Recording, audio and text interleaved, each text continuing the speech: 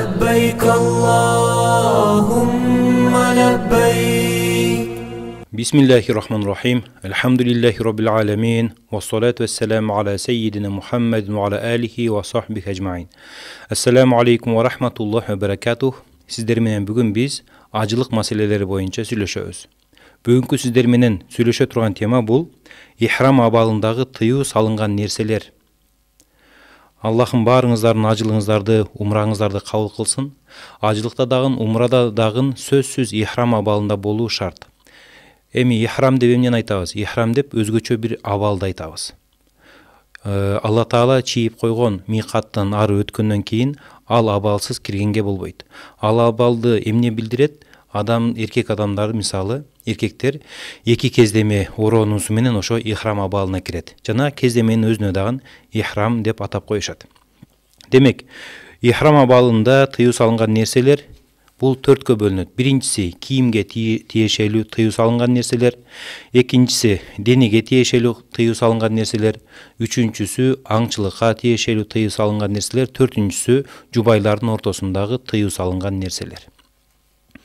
Ихрам деп биз демек эркектер кийген эки чарчы кездемени айттык. Ал эми аял кишинин ихрамы кадимкидей эле кийим болгону жүзүн анан алакандарын ачып жүрүш керек болот. Кийгенде кадимкидей эле кийим кийет аялдар. Эми эркекке тиешелүү кийимге байланыштуу ихрамдар. Эң биринчиден тигилген кийимди кийбеш керек. Ихрам абалында тигилген кийимди кийбеш керек. Дегенде көбү, мисалы, ихрамдын ичинде бир чекеси бүгүлүп тигилсе же башка нерсе болсо, бул болбойт экен деп түшүнөт. Жок, бул андай эмес. Тигилген кийим дегенде адамга кандай тигилген болсо, ошо атайын кийиш үчүн тигилген болсо, ошондой таризде кийгенге болбойт. Мисалы, көйнөктүн жеңи бар, чапандын же жеңи бар. Ошол чапанга же көйнөккө колуну жеңге салып туруп кийген болбойт деген мааниде болуп жатат.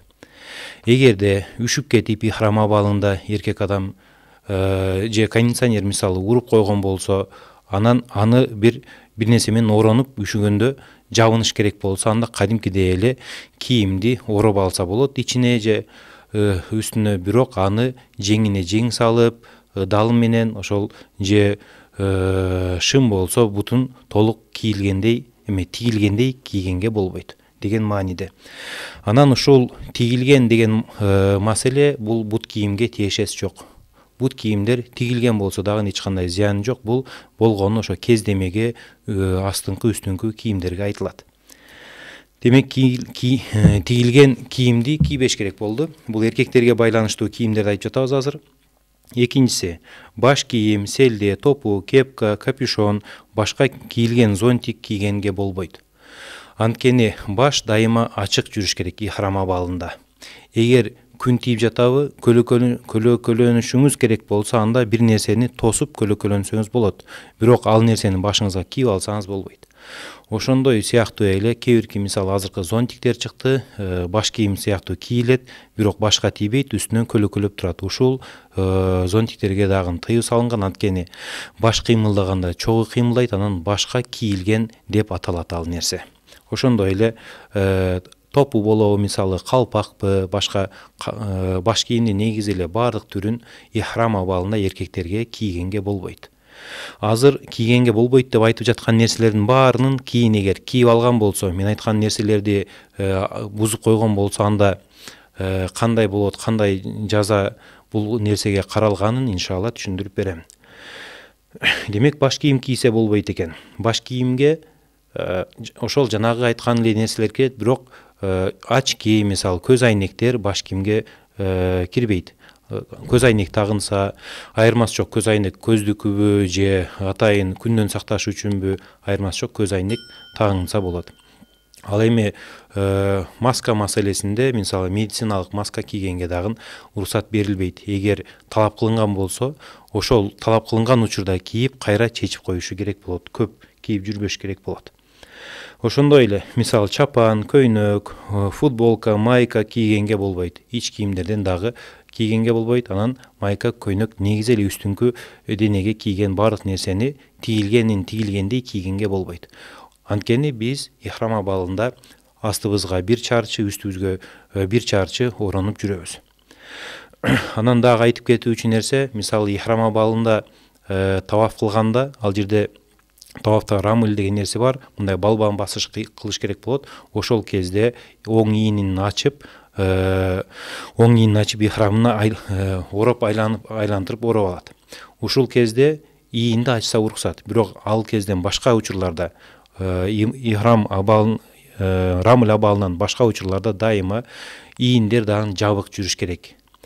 Ийиндер жабык жүрүш керек, намаз окуганда жабык жүрүш керек. Анан үстүңкү бөлүмүн таза эле ачып мындай жарым жаңылыштанып алгандагы макру болуп эсептелет. Эркектердин арасында болсо дагы. Кийинкиси шым, дамбал, шортик, ич кийим кийгенге болбойт деп айттык. Булардын баары кандай гана түр болбосун, тигилген болсо, ошо тигилгендей кылып кийгенге болбой турган болду. Же узун жанагы арабтар кийчү көйнөктөн дагы кийип алса болбойт. Ал жерде ич кийим кийбесе дагы баары уруксат эмес. Кээ бир аксакалдарыбыз ихрам байланганда ич кийимин чечпей коюшат, ушул туура эмес. Анткени бир күндөн, жарым күндөн ашыгыраак эгер ич кийимин кийип жүргөн болсо, анда ага жаза пул катары кой союу керек болуп калат. Ошондуктан ажы башчыларыңыздар мисалы ич кийимди кийбеңиз, бул нерсени кийбеңиз, буну кылбаңыз десе, анын сөзүн угуп койгонуңуз жакшы. Бул ыйык жерлерге сиздер ойногону барган жоксуздар. Ар бир нерсенин өзүнүн шарты бар. Чуркаганда ойногон жоксуздар, мисалы ал жакта айланганда ойногон жоксуздар. Бир нерсени үмүт кылып таваф кылып жатасыздар. Бир нерсени үмүт кылып саи кылып жатасыздар. Бир нерсени үмүт кылып ошол адаттагы кийимиңизди чечип, Аллах Таала буйруган, мисалы пайгамбар саллаллаху алейхи вассалам сүннөт кылган ихрамды кийип жатасыздар. Ал үмүт кылган нерсеңиздер Аллах Тааланын кечирими. Ал эми Аллах Тааланын кечиримине жетиш үчүн, Аллах Таала ыраазы болгондой ибадатты аткарыш үчүн сөзсүз ар бир ибадат өз тартиби менен, шарттары менен болуш керек. Ошондуктан ажы башчыңыздын сөзүн угуп, кылба деген нерсени кылбашыңыз керек болот. Ошондой эле. Демек, кийимден үстүңкү кийимди, астыңкы кийимди айттык. Анан бут кийим дагы кийимге кирет. Бирок ал бут кийим болгондуктан өтүк, мисалы масы, туфли, кроссовка, чешка, анан байпак дагы кийгенге болбойт. Ажылыкта, умрада, ихрам абалында ушул өтүк, кроссовкаларды кийгенге болбойт. Анткени бут кийимдин өзүнүн шарты бар. Ал шарты мисалы адамдын бутунун, кадам деп коебуз, ошо бутунун жогорку жагы жип байлаган жери, мисалы дөңсөөгү болсо, мисалы ошонун жарымынан көбү ашыкча ачык болуп туруш керек. Жарымынан ашканы ачык болуп туруш керек. Жарымынан көбүн эгер бут кийим жаап калса, анда ал бут кийим дагы ихрам абалында кийгенге жарабайт. Ошондо мисалы могул бут болсо, ошо буттун боо байлоо жери болсо, боо байлоо жеринин жарымынан көбү ачык болуш керек. Ошондо сиз кийип көрөсүз. Ар адамдын буту ар түрдүү. Бир эле мисалы бут кийим бир адамга туура келсе, экинчи адамга туура келбей калышы мүмкүн. Ошон үчүн ар бир адам байпагын чечип кийип көрүш керек. Эркектер жарымынан көбү ачык болсо, анда уруксат. Ошондой эле согончок жагы ачык болуш керек. Ихрам абалында согончок жагы ачык болуш керек.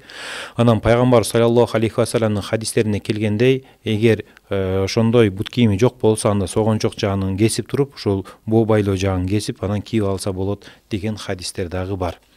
Бирок бүгүнкү күн атайын ихрамга ылайык ошол бут кийимдер, шлёпкалар жасалган, ошолорду кийсеңиздер туура болот, иншалла. Эми дагы кийимге байланыштуу төйнөгүч, кыпчыткыч, кнопка сыяктуу нерселер менен ихрамдын учтарын бири-бирине бекитүү макруу, бирок ага айып жаза төлөнбөйт. Дегенде кээ бир адамдар ихрам байланганда жакшы байланганды билбей же өзүн ыңгайсыз сезип, төйнөгүч менен төйнөп алышат. Илгери сахабалар ридвануллаху алейхим ушул төйнөгүчтүн ордуна тикен колдонушчу экен. Ошондуктан кээ бир негизи аны кылса болот, бирок кылбаган жакшыраак, кылган макруу дейт. Эгер кылып алган болсо, анда ага штраф жок. Анан азыркы кезде мисалы кээ бирки кийимдер чыкты, кнопка менен ихрамды байлайт да, анан кнопка менен кыпчытып коет. Ошол дагы уруксат, бирок кылбаган жакшыраак, макруу. Эгер кылган болсо, анда эч кандай ага жаза пул, жанагындай штраф коюлган эмес. Кийинкиси кийимге тиешелүү эмнелерди кылганга болбойт. Бул атыр себилген же жыпар жыттанган ихрамды кийгенге болбойт. Атыр себилген дегенде ошо атырдын иизи калып калган болсо же ошол материалга атыр себип койгон болсоңуз, анда ал нерсени кийгенге болбойт. Негизи эле ихрам абалында атыр колдонгонго болбойт. Бул жөнүндө дагы кенен токтолобуз иншалла. Бирок бул жерде айта турган нерсебиз, демек ошол атыр себингенде иизи калып калган болсо анда уруксат эмес. Кийин башын жаап чүмкөнүп жатканга ихрам менен бетин жапканга болбойт. Ошондо мисалы адам жүзүн ачык кылып жүрүш керек, башындан жаппаш керек. Эгер кокустан чүмкөнүп уктап калса же автобуста баратканда мисалы кондиционер катуу урганынан башына бир нерсе ороп алып туруп же кийип алып туруп жатып алса чүмкөнүп, анда дагы садака же ошол айып пул берип калышы мүмкүн. Ошондуктан мындай нерселерди кылбаш керек. Эгер жана кондиционерди жабышыңыз керек болсо, анда ошо кондиционердин өзүн жапканга аракет кылыңыз. Сиз өзүңүздүн башыңызды жапсаңыз, анда штраф болуп калат. Кол кап кийгенге болбойт. Бул дагы кийимдерге тиешелүү болот дагы. Кол кап бул кээде күн ысыганда же аял кишилер кол кап кийип алышы мүмкүн. Бул ихрамды бузган нерселер, ошондуктан кол кап кийип жүргөнгө болбойт. Кол кап эмес, эгер колу бир нерсе болуп сынып же жаракат алып аны ороп койгон болсо, анда уруксат берилет. Ошол зарыл болгон жерге чейин гана орош керек болуп калат, жанагыны шак кылып мисалы. Бирок атайын кол кап кийип жүрүү, башка нерсе кылуу эркектерге дагы, аялдарга дагы уруксат эмес. Бул эркектерге тиешелүү, кийимге тиешелүү, эркектердин кийимине тиешелүү тыюу салынган нерселер болду. Булардын жазасы эмне? Булардын жазасы штрафы. Бул эгер мисалы бир күндүн жарымынан ашыгыраак ошол кийим менен жүрүп алса адам, анда жаза катары кан чыгарыш керек болот, кой союш керек болот. Эгер андан азыраак болсо, анда садака берип койсо жетиштүү болот иншалла. Аялдарга тиешелүү аялдардын кийимдерине тиешелүү тыюу салынган нерселер. Биринчиден, жүзүн парда менен бетине тийгизип жапканга болбойт. Баарыбыз билгендей эле, мисалы ажылык амалдарында, умра амалдарында, ихрам абалында болот аял, ошол кезде жүзүн никап же башка парда менен жаап жүргөнгө болбойт. Эгер ошол жапкан нерсеси бетине тийип турган болсо, анда ал үчүн жанагы штраф төлөп калат. Ошондуктан эгер жапса дагы бетине тийбегендей кылып туруп жабыш керек. Жаппай койсо, негизи жүз жабылбайт. Ихрам абалында жүргөндө аял кишинин жүзү жабылбайт. Андан кийин мээлей кийгенге болбойт, кол кап кийгенге болбойт аял киши. Анан талбияны айтып жатканда шыбырап айтыш керек. Бул албетте кийимге тиешелүү эмес, бирок негизи эле аял кишинин абалы астар деп коет, мындай кымтынып жашыныш керек болот дагы. Талбия айтканда дагы үнүн катуу чыгарып айтканга болбой калат. Азыркы жогорудагы айтылган тыюу салуулар бул дененин адамдын ихрам абалындагы кезинде кийимине тиешелүү нерселер болду. Аялдарга, эркектерге өзүнчө. Анан аялдар кадимкидей кийимдерин кийип жүрө берет. Канча кабат болсо дагы кие берсе болот. Кадимкидей жолугун салынат, бирок жүзүн жаппайт. Болгону кээ бирки ажыларыбыздын түшүнүгү боюнча, эгер ихрам абалында бир кийимде болсо аял киши, ошол кийимди чечпеш керек деген түшүнүк бар. Бул туура эмес түшүнүк. Анткени мисалы сиз Мадинага барсаңыз, ал жактан Зулхулейфада ихрам кийип, анан Меккеге бара турган болсоңуз, ортодо тердеп же кийимиңиз булганып калган болсо, эркек ба, аял ба айырмасы жок, ихрамын алмаштырса болот. Эркектер жанагы кездемесин жууп алса болот, аялдар болсо кийимин кадимкидей эле алмаштырып кие берет. Аял кишиге бардык кийим кийүү уруксат болгону жанагы айткан жүзүн, анан колдорун жаппаш керек, алакандарын. Бир кийим менен жүрүш керек деген түшүнүк бар, ошол туура эмес. Же бир ихрам менен жүрүш керек деген бар, ошол туура эмес. Эгер атайын запаска дагы бир ихрам алып эркек адам алмаштырып кийсе дагы шариятта уруксат. Бирок андайга муктаждык деле жок негизи.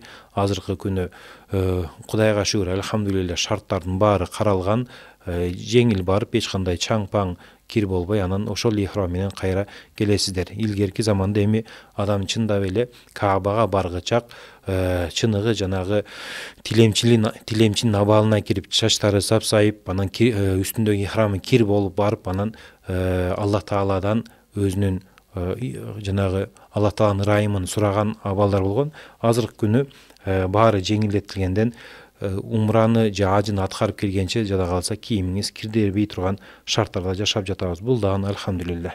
Буга дагы альхамдулилля. Эми денеге байланыштуу туюулар. Адамдын кийимге байланыштуу туюуларын айттык. Эми денесине байланыштуу тыюулар. Эми биринчиден чачын кыркканга же кыскартканга болбойт. Бул эркекке дагы аялга дагы тиешелүү.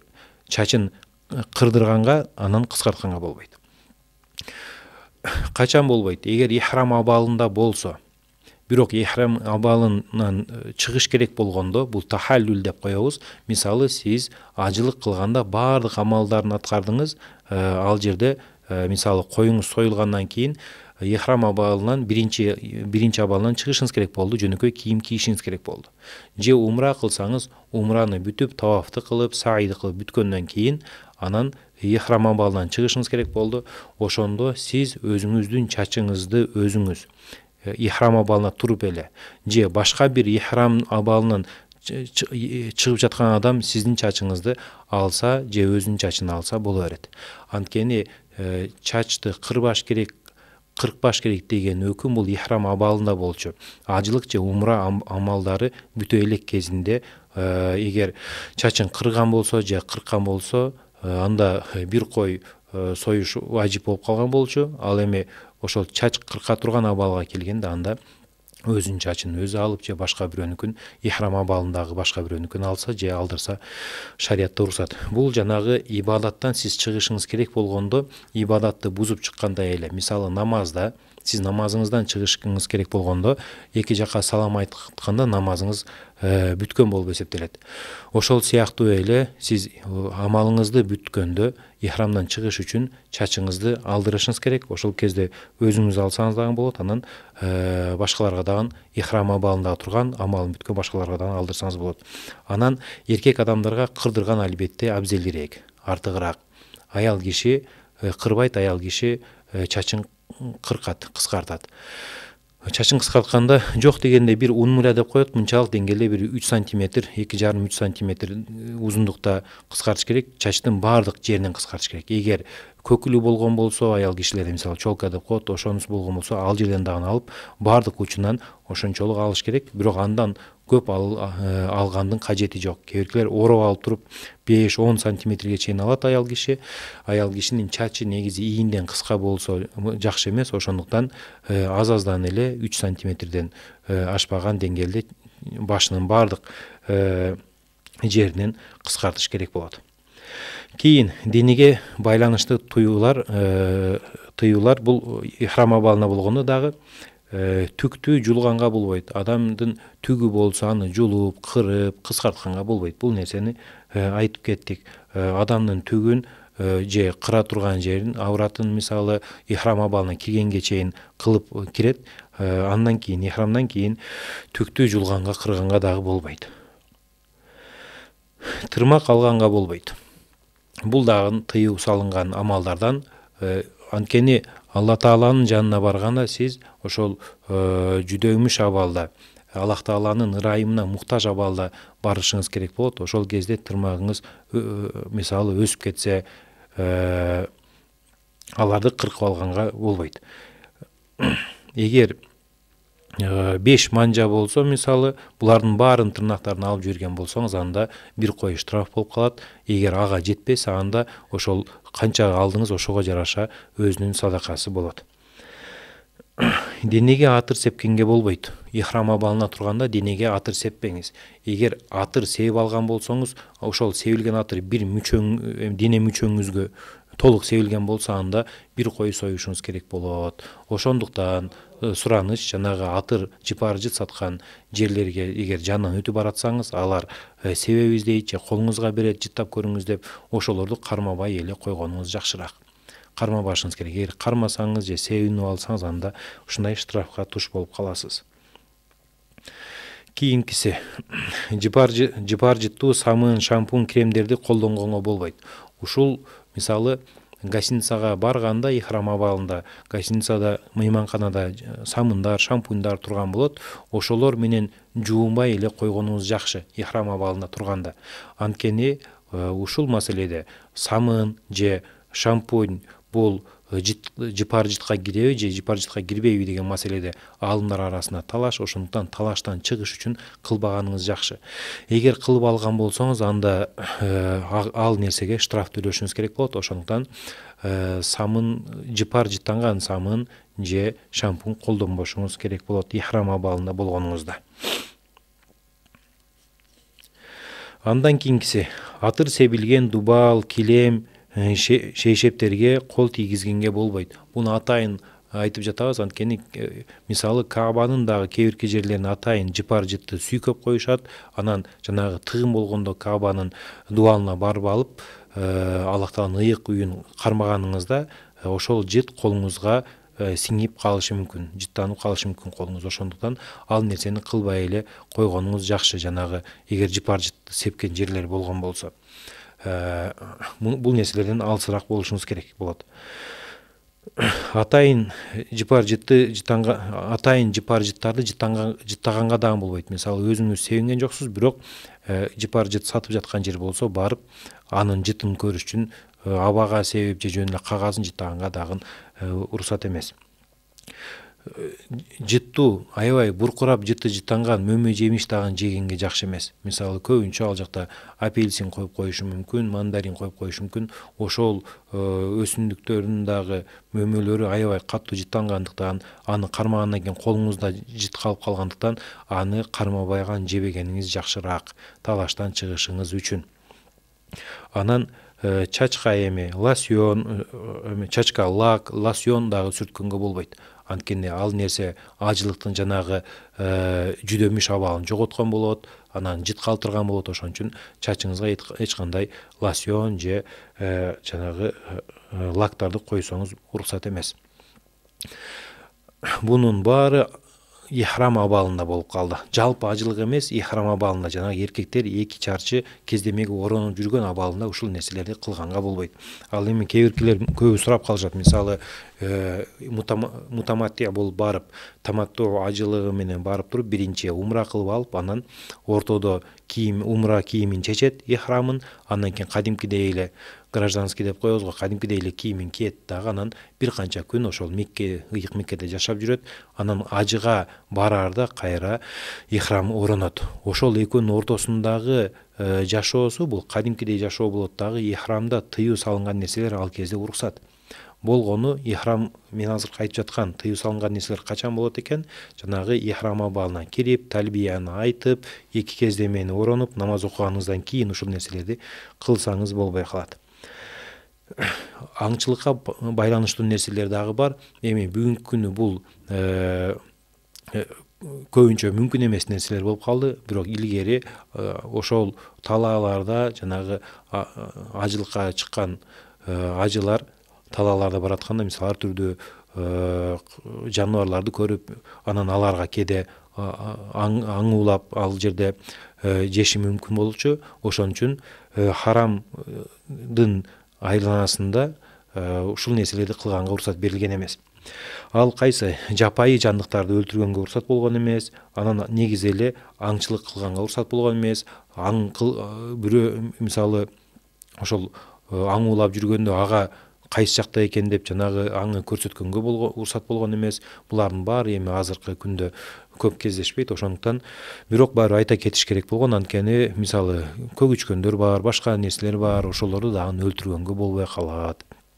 Ихрам абалында турганда жада калса чыбыгын сындырганга, дарагын сындырганга дагы шариятта уруксат эмес ихрам абалында болгондо. Харам деп жатабыз. Эмнеге харам дейбиз? Мисалы харам мечитине баралы десе, көпчүлүк биздин ажыкелерибиздин түшүнүгү боюнча харам деген бул адам жиркене турган, жакындабаш керек боло турган, жанагы шариятта тыюу салынган нерселерге биз арам дейбиз да, харам дейбиз. Ал эми ыйык жерлерге барганда харам мечити деп айтабыз, жана харамдын территориясы деп айтабыз. Эмнеге? Харам деген сөз өзү тыюу салынган, сакталган деген мааниде.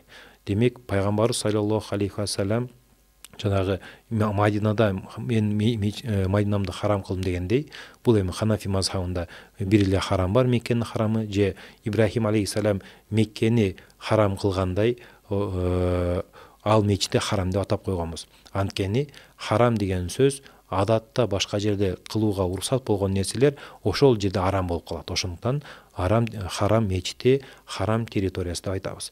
Харам территориясы бул микаттан кийин хилдин ичинде болот. Атайын Мекке шаарынын кээ бирки бөлүктөрүндө азыр белгилери бар, ошонун ичине кирип кетет. Анан сиз эгер ошо харам территориясынын ичиндеги гостиницада жашаган болсоңуз, анда ошол жерде эле жанагы айткан амалдарды кылып, анан ошол харам территориясында намаз окусаңыз, анда харам мечитинде намаз окугандай эле иншалла соопко ээ болосуз. Анткени харам территориясы баары мечит болуп эсептелет иншалла. Кийин аңчылык боюнча түшүндүрүп өттүк. Эми жубайларга төшөктө эркелетүү жана жакындык кылуу тыюулары деген маселе бар. Бул эми ажылыкта көп болбошу мүмкүн, бирок өтө этиятташ керек адам. Анткени төшөк жөнүндө уят сөздү сүйлөгөнгө дагы болбойт. Бир нерселер мисалы намекать этип сүйлөгөнгө дагы болбойт аялына, бул дагы штраф. Ошондой эле мисалы эркелетип төшөккө чакырганга дагы болбойт аялын харам негизи ихрам абалында. Буга дагы штраф каралган жана албетте кошулганга, жакындаганга болбойт. Буга чоң штрафтар бар. Эми штрафтарын айта турган болсок, бул нерселер мисалы Арафатка турганга чейин жана Арафатта тургандан кийин же умра абалында ихрамга жараша бөлүнөт. Ошондуктан кайсы бир амал аткарып алган болсоңуз, азыр кайтып жаткан кайсы бир амалды аткарып алган болсоңуз, эми Кудай сактасын, сөзсүз түрдө дароо эч бир узартпастан, кечиктирбестен ажы башчыңыздан сураңыз. Мына мындай кылып алдым, мисалы, мына мен сабын менен байкабай жууп алдым, мен Кудай сактасын жакындык кылып алдым аялыма, же мен мисалы тигилген кийимди кийип жүрдүм, ич кийимди, эмне кылам деп сурашыңыз керек болот. Ал жерде ажы башчыңыз сизге түшүндүрүп берет, кандай жаза каралган жана кантип аны аткарышыңыз керек болот. Эми бул нерселерден Кудайым өзү сактасын. Баарыңыздардын ажылыгыңыздарды, умраларыңыздарды Аллахым кабыл кылсын. Аллахым ажыңызды дагы, умраңызды дагы мабрур, шариатка туура келген жана кабыл болгон ажы умралардан кылсын. Кийин ушул маселелерден кийин дагы башка тыюу бар. Биз азыр эмнени айттык? Азыр биз кийимдеги тыюуларды айттык, денедеги тыюуларды айттык, анан аңчылыкка байланыштуу тыюуларды айттык, анан жубайлардын маселесин айттык. Ошондой эле дагы башка тыюу салынган нерсе бар ихрам абалында. Ал талашып тартышуу, кызычуу кылуу, талашып тартышуу, бирөөлөргө сөзүн бербей же бирөөлөрдү жамандап урушуп кетүү, урушуу, мушташуу, булардын баары негизги жөнөкөй жашоодо арам болсо деле, бул ихрам абалында андан дагы катуу арам болуп эсептелет. Ошондуктан бузукулук кылганга болбойт. Бузукулук деген сөз эмне? Бузукулук деген сөздүн арабчасы фусук, фасик деп коет. Бул Аллах Таалага баш ийүүдөн чыгуу, качуу. Аль-хуруж мин таатиллах деп коет арабчасы. Ошондо мисалы бузукулук деген жөн эле сиз шариатка каршы келген нерсени кылдыңыз, бузукулук болуп калат. Атайын ажылык амалына чыгып алып, Аллах Тааланын ыраазычылыгына жетем, ыраазычылыгына алам деген ниет менен ушунча чыгаша чыгарып, убакыт бөлүп, ден соолугуңузду мисалы атайын ушул нерсеге арнап, жашооңузду арнап баргандан кийин ал жака Аллах Тааланын ыраазычылыгын издеп баргандан кийин Алла Таала нааразы боло турган нерселерди кылган албетте арам. Мисалы намазды таштоо, намаз окубай коюу. Бир намаздын убакыты өтүп кетет, жөн эле окугуңуз келбеди, чарчадым дейсиз. Бул ошол бузукулукка кирет. Ошондой эле биздин Ханафи мазхабында мисалы намаздар сапарда болгондо биригип жам кылып окулбайт. Мисалы аэропортто жүргөндө же ошол жака жеткенде кээ бирки мазхабтарда 3 эле маал намаз окуп калышат сапарда жүрүшкөндө. Бул пешин менен асырды бешимдин убактысында окуп коюшат, анан шам менен куптандын убактысында кечиктирип окушат. Ушул нерсени биз кылбайбыз Ханафи мазхабын кармагандар, бирок ажылыкта турганда пайгамбар саллаллаху алейхи вассалам ажылыкта ошол жам кылып 2 намазды бир учурда окугандыктан ошо Арафатта пешим менен асырды бир окуйбуз, анан Муздалифада шам менен куптанды бир окуйбуз. Андан башка жерде намаздын убактысын жылдырбайбыз, ар бир намазды өз убактысында окуйбуз. Эгер андай кылбасак, анда дагы жанагы буйрукка баш ийбеген болуп калабыз. Ошондой эле мисалы шериги менен, комнатадагы жашаган адам менен талаш тартышып же ага жакпай турган нерселерди айтуудагы ихрам абалында да, андан сырткары дагы арам болуп эсептелет. Көбүнчө качан ызычуу болуп кетиши мүмкүн. Гостиницага кирерде же гостиница мейманканага жайгаштырып жатканда күтүп турганда көбүнчө ажыларыбыз сабыр кылбайт. Ушул дагы шариатка туура келбейт, жакшы эмес. Өзү ихрам абалында болуп туруп, анан элдер менен талашып, бөлмө талашып, ким менен болоорун талашып калган жакшы эмес. Ушул амирге баш ийебиз, ажы башчыга баш ийебиз. Кимди кайсы бөлмөгө бөлсө, канча адам бөлсө ал жака ошого баш ийип ибадатыбызды аман эсен кылып келгенибиз жакшыраак. Анан экинчи, качан талаш тартыш болушу мүмкүн? Автобуска чыкканда орун талашып, мисалы, же сумкамды берип кой, сумкамды алып кой деп, же мисалы минага барганда, ошондо көбүнчө ажыларыбыз ошол жерде адепсиздиктер кылып коет. Ошондуктан ушундай адепсиздиктен оолак болуш керек ихрам абалында. Эгер ушул айтылган нерселерди кылып алган болсоңуз, анда штрафын кандай кыламын, кандай кылсам мен күнөөмдү жууй аламын деп сөзсүз ажы башчыңыздан сурашыңыз керек болот, ажы башчыңызга кайрылып. Мындан башка дагы тыюу салынган нерселер бар, бирок ошолорду билиш үчүн, терең үйрөнүш үчүн сөзсүз ажыга чейин даярдык көрүп, ажы башчыларыңыздардан сурап, баардык ар бир кадамыңызды сурап кылышыңыз керек болот. Жада калса кээде ушул намаз окуш учурунда же даратка барыш үчүн дарат алыш учурунда дагы суроолор пайда боло берет. Ошолорду дагы сурашыңыздар керек. Мисалы, гусул өтөбү өтпөйбү? Кээ бир апаларыбыз лак коюп алышы мүмкүн, лактан гусул өтпөй калат. Анда дагы бир маселе болот. Гусулсуз жанагы таваф кылып алса же кайсы бир ибадатын бүтүрүп алса, анда дагы чоң штрафтарга илинген болот. Ошон үчүн баардык нерселерди, бир нерсени кылаарда сөзсүз ажы башчыңыздан сурашыңыз керек болот. Аллахым баарыңыздардан ыраазы болсун. Аллахым кылган ибадаттарыңыздарды кабыл кылсын. Аллахым дагы көп жолу ушул ыйык жерлерине келип, умра, ажылык ибадат кылып турушуңуздарды Аллахым насип этсин. Ассаламу алейкум ва рахматуллахи ва баракатух. لبيك اللهم لبيك